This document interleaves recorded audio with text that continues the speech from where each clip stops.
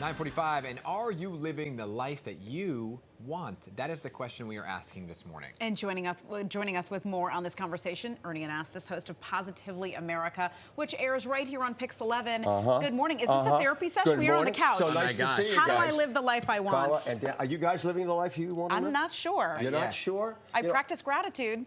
Gratitude is very important. That's a big part of it. You know, a lot of people think about, am I living the life that I really want? It's not a dress rehearsal, guys. This is the show. We're on right now.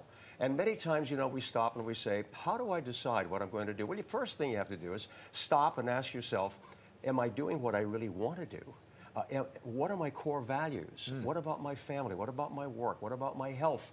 What about my general happiness? And I think a lot of people have to reflect. Billy Joel had a great song. I don't care anymore what they say. This is my life. That's the important thing. You have to make sure that you stop and you think about who you really are. And it's never too late to be what you might have been. Many times people stop and they say, I wish I had been doing this. Think about it. Maybe you make a plan and you decide that you're going to take a little change of course and maybe do what you really want to do. And it's never too late?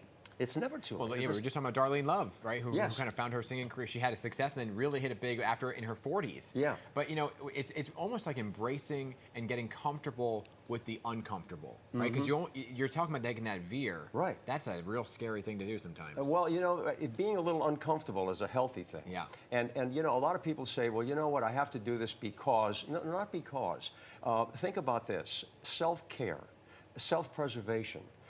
It's not being selfish. When you're on a plane and the cabin pressure drops and the mask comes down, maybe you're sitting with your child, you put your mask on first. Yes. Because you can't help anybody else unless you're prepared, unless you're comfortable. So basically what you do is you write down, what your values are, what's important to you, and then you try to make those decisions based on how you feel. Because many times, let's face it, we're all adults.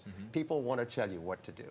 It could be a parent, could be your boss, could be somebody, but you have to be able to be responsible and say, okay, I'll value your opinion, but this is really what I want to do. These are the plans. Makes sense, doesn't it? Absolutely. And do you break it down in every part of your life, from your work to your personal life, whether you're a husband or a wife, and then whether you're a parent or dog mom, is that sort of how you break it down? We were just talking about it, before I came on the air, and we were just chatting about, whether you come to work or whether you work from home. Yeah. That's part of what a lot of people are thinking about right now. Of course. What do you want to make your life? It's a lifestyle. It's like saying, this is how I want to live my life. And I think COVID did a lot to us. Yeah. I think we had a chance to sit down, right? Didn't you do that? Yes. With your family? Yes. Yeah. Sat down and said, hey, what am I really doing here on a day-to-day basis? Well, that's kind of how I knew I wanted to start a family, was during COVID. That's why I was like, okay, this is how, and then here comes Olivia. Yeah. But, there's questions about careers, too, right? And whether people reflect on in the new year, and they kind of do it a lot in January, of, am I in the right job? So you're talking about that as well, right? Sure, yeah. I think, when you think about your work, you have to be passionate. You have to have some enthusiasm and excitement. I know you have that about what you do. I have that too. So you have to ask yourself, am I really enjoying what I'm doing? When I wake up in the morning, am I whistling? Am I happy to go to work, to do what I'm doing? I know it sounds a little trite, and you say, he's throwing a lot of, expressions out there, but there's a lot of truth to it. So I think that you have to stop. On a piece of paper, I'm very big on writing things down. Okay. I talk to a lot of experts and they say, write it down, put the plus, put the minus, and find out what you really feel. And then balance it and say, okay, this is doable. Or maybe I have to wait a little while on this. But you have to have a plan and work the plan. So I think when you think about your career, you just have to understand that you have a purpose in life. There is a gift that we've all been given. And you have to look for it and say, how can I put this to use? Yeah.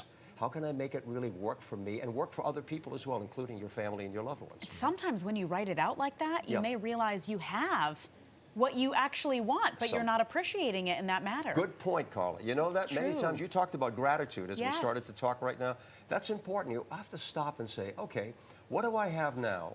And you don't throw out the baby with the bathwater, right? Yeah. You stop and you say, maybe this is good, but maybe I need to adjust a little bit. Maybe I need to just alter, my schedule or my plan in a way, and it gives you a little more satisfaction in life. I'm big on that. Yeah, I love the idea of writing things down. The art is lost on writing things down and just handwriting cards. I and know, all that. Oh my God, I we know. can, that's Everything another is conversation. digital, Hey, right? But seriously. write it down. See your own handwriting. Right. Yeah. Because it's Makes very a huge personal. By the way, there's an interesting. Do I have a second? Yeah. Yeah. I read one time that many times from our parents, we have photographs and we have some memories, but we don't have their handwriting. Very important because, you know, that's a personal thing. I bought a book and I wrote down all the different questions that were in this book, like who was my favorite, you know, teacher in school, who were my friends, and I wrote down for my children and my grandchildren in my own handwriting stories about my life with a little picture when I was a little kid and what I dreamt and what I thought about. These are the basics in life that we have to think about, guys. They've got a lot of crazy things going on in the world, but we can control this. Ernie, you're the best. You're the best. I appreciate it. Thank you, Ernie. Happy New Year, by the way. Happy New Year. All good things to you and your family. Right back Thank at you, you. too. Right back at you. And be sure to check out Positively America with Ernie Anastos. You can watch it Sunday mornings at 6 a.m. right here on PIX11.